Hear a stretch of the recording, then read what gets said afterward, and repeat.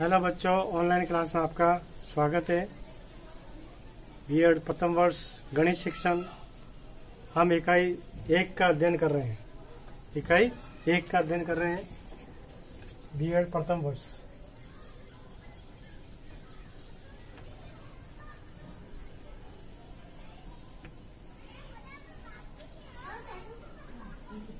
गणित शिक्षण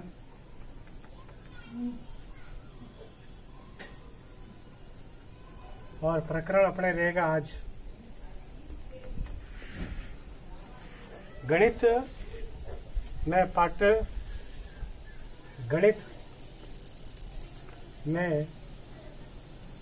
पाठ्यचर्या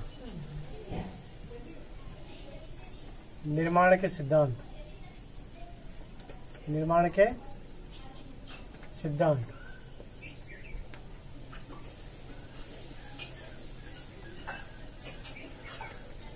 यानी गणित पाठ्यक्रम में, यानी गणित का पाठ्यक्रम निर्मित करना है। गणित के पाठ्यक्रम में कौन कौन सी विषय वस्तु को सम्मिलित करना है, कौन कौन से स्तरों को जोड़ना है, कौन कौन क्षमताओं को जोड़ना है, कौन से अनुभवों को जोड़ना है, कौन से ज्ञान को जोड़ना है। इस तरह से एक गणित का पाठ्यक्रम या पाठ्यचर्या का निर्माण होता है। हर स्तर के अनुसार, हर आयु के अनुसार पाठ्यक्रम निर्मित होता है। जैसे प्राथमिक विद्यालयों के लिए उनकी जो आयु होती है, उनकी जो बुद्धि लब्धि होती है और उनका जो मानसिक विकास होता है, संवेगात्मक विकास होता है, उसके अकॉर्डिंग पाठ्यक्रम निर्मित होता है। और मिडिल क्लास के लिए अलग होता है, फिर है कि उच्च प्राथमिक के लिए अलग होता है, फिर अपने कॉलेज लेवल के लिए अलग होता है। तो हर स्तर अनुसार, हर आयु के अनुसार, उसकी परिपक्वता के अनुसार पाठ्यक्रम निर्मित किया जाता है। अगर हम इन चीजों को ध्यान में नहीं रखेंगे तो बच्चों के या शिक्षार्थी के अकॉर्डिंग या शिक्षार्थी की रुचि के अनुसार पाठ्यक्रम निर्मित नहीं हो पाएगा। इसलिए हमें कुछ सिद्धांतों के ऊपर ध्यान देते हुए पाठ्यक्रम निर्मित करना चाहिए। गणित का जो पाठ्यक्रम होता है, वैसे आपने देखा होगा गणित जो सब्जेक्ट है, गणित विषय है, वो बच्चों के लिए एक कठिन विषय है। वो उसके मतलब के माइंड में एक भय बैठ जाता है। तो हमें पाठ्यक्रम निर्मित करने के लिए, पाठ्यचर्या निर्माण करने के लिए कुछ सिद्धांतों का मतलब है कि कुछ सिद्धांतों के ऊपर पाठ्यक्रम निर्मित किया जाना चाहिए, जो मैं अभी पॉइंट वाइज बताता हूँ कि पाठ्यचर्या बाल केंद्रित होना चाहिए। सबसे पहला सिद्धांत है, पहला है पाठ्यचर्या बाल केंद्रित का होना। यानी पाठ्यचर्या, जो भी पाठ्यक्रम बनाया जाता है या पाठ्यचर्या में विषय वस्तु को जोड़ा जाता है, वो बाल केंद्रित पर होनी चाहिए। यानी बालक के विकास पे होनी चाहिए, बालक के सर्वांगीण विकास पर होनी चाहिए। मतलब है कि आज की जो शिक्षा प्रणाली है, वो शिक्षा प्रणाली का मेन उद्देश्य, मुख्य उद्देश्य यही है कि बालक का सर्वांगीण विकास हो। और बालक का सर्वांगीण विकास करने के लिए हमें पाठ्यक्रम में उन सभी चीजों को सम्मिलित करना है जिससे उनका विकास हो सके, उनका सर्वांगीण विकास हो सके। पहले जो पाठ्यक्रम निर्मित किया जाता था वो पुस्तक केंद्रित होता था। यानी पुस्तक में कौन सी पुस्तक को प्रमुखता ज्यादा दी जाती थी। लेकिन अब जो पाठ्यक्रम में निर्मित किया जाता है वो बालकों को केंद्रित करके या बालक को केंद्रित करके बनाया जाता है। दूसरा है पाठ्यचर्या क्रिया प्रधान होना चाहिए। जो गणित का जो पाठ्यचर्या है वो क्रिया प्रधान होना चाहिए, क्रिया प्रधान का होना। वैसे भी गणित ऐसा एक सब्जेक्ट है जिसको बिना क्रिया करे, बिना पेन चलाए, बिना कॉपी यूज करे इसको हल नहीं किया जा सकता। इसलिए इस पाठ्यक्रम में उन्हीं विषय वस्तुओं को जोड़ा जाए जिसमें बच्चा सक्रियता निभाए, उसमें क्रियाशीलता हो, वो गणित में रुचि ले सके, गणित में इंटरेस्ट लेके उसको पढ़ सके और सहभागिता निभा सके। कुल मिला के पाठ्यचर्या क्रिया प्रधान होना चाहिए, यानी करके सीखने के ऊपर आधारित होना चाहिए। तीसरा है विषय वस्तु का मनोवैज्ञानिक होना। विषय वस्तु का मनोवैज्ञानिक होना का होना। जो भी विषय वस्तु इसमें सम्मिलित की जाती है वो मनोवैज्ञानिक आधारित होनी चाहिए।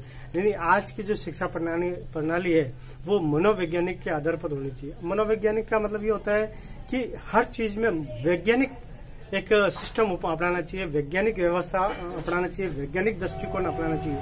जैसे बालकों को हमें अगर जैसे पहली क्लास के बच्चे हैं और उनको हमको अगर गुणा सिखाना है तो गुणा सिखाने से पहले हमें पढ़े सिखाने पड़ेंगे, टेबल सिखाने पड़ेंगे, गिनती सिखानी पड़ेगी, तभी वो गुणा सीख पाएगा। तो ये एक स्टेप होता है कि सरल से कठिन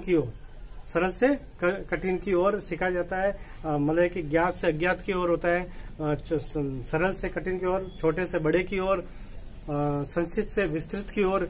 इस तरह से मनोवैज्ञानिक के आधार पर सिखाया जाता है, तभी बच्चा उसमें सीख पाता है। नेक्स्ट है पाठ्यक्रम, मतलब कि व्यक्तिगत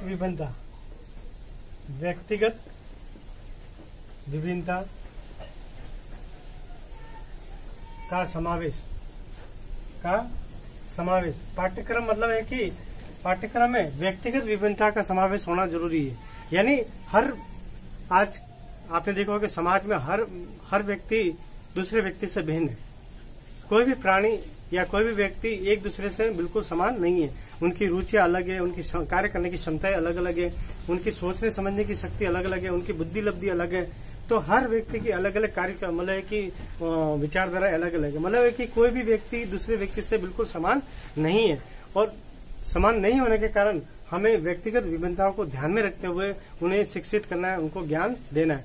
तो पाठ्यक्रम में व्यक्तिगत विभिन्नताओं का भी समावेश होना चाहिए। उसके बाद में कठिनाई के स्तर को समावेश, कठिनाई के स्तरों का समावेश।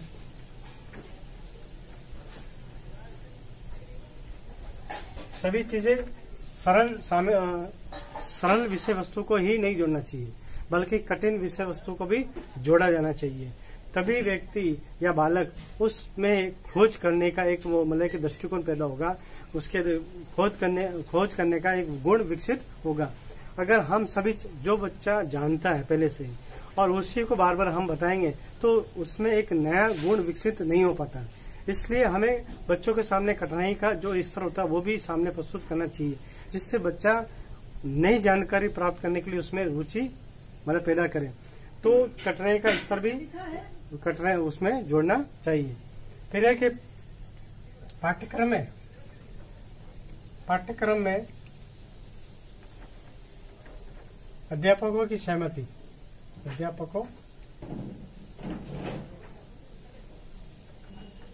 की सहमति। जब भी पाठ्यक्रम निर्मित किया जाता है तो अध्यापकों से भी राय ली जानी चाहिए, क्योंकि अध्यापक बच्चों से डायरेक्ट संपर्क में होता है, और वह बच्चों की हर स्थितियों को मतलब कि सूक्ष्म मूल्यांकन करा हुआ होता है। तो उसको सब अवगत होता है कि किस बच्चों को किस तरह की मतलब कि किस वातावरण में उस बच्चों को पढ़ाया जा सकता है और कैसी विषय वस्तु को समावेश किया जाना चाहिए। तो मतलब कि पाठ्यक्रम निर्माण में सॉरी यहाँ पे निर्माण लिखना था, निर्माण में अध्यापकों की सहमति होना आवश्यक है। उसके बाद में उद्देश्यों को आवश्यकता सुनो। सातवां है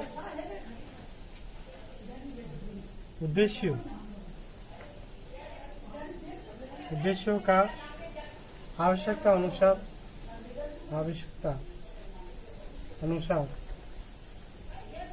परिवर्तन। मतलब समय समय पर जो उद्देश्य निर्धारित किए गए उन उद्देश्यों को परिवर्तित भी किया जा सके, उनको परिवर्तन भी किया जा सके। मतलब है कि पाठ्यक्रम ऐसा हो जिससे हम उसके उद्देश्य को परिवर्तित भी कर सकें, उसको चेंज भी कर सकें। इसके बाद में विषयों में सहसंबंध। 8वां है विषयों में सहसंबंध। गणित का हर विषय से संबंध होना चाहिए। गणित का जैसे मान लो कि संस्कृत से भी होना चाहिए, भूगोल से भी होना चाहिए, राजनीति विज्ञान से भी होना चाहिए। आपने देखा होगा कि अगर चाहे हम राजनीति विज्ञान पढ़ रहे हो, लेकिन उसमें गणित का भी प्रयोग होता है। कहीं न कहीं आंकड़े आते हैं वो गणित में होते हैं। हिंदी हम पढ़ते हैं तो कहीं न कहीं सन आता है या गणित का प्रयोग होता है। इसी तरह से संस्कृत में वैदिक गणित चलती है, वो पूरी गणित में होती है। तो हर विषयों का गणित के साथ में सहसंबंध होना चाहिए। उसके बाद में गणित का विज्ञान में अधिकतर प्रयोग, गणित का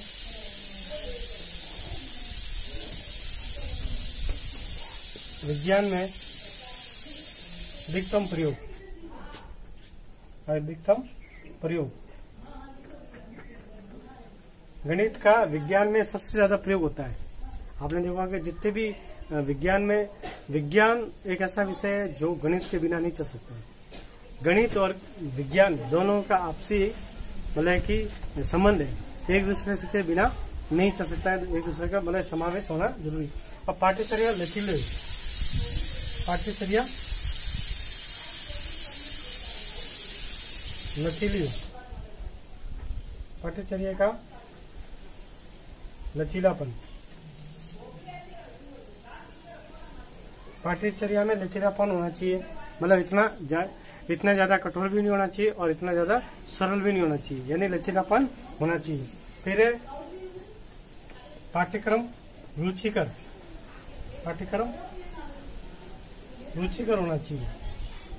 मतलब कि बच्चों के रुचिकर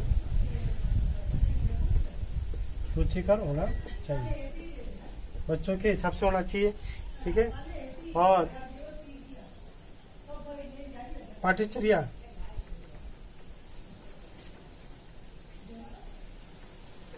जीवन से संबंधित होनी चाहिए, जीवन से संबंधित होनी चाहिए।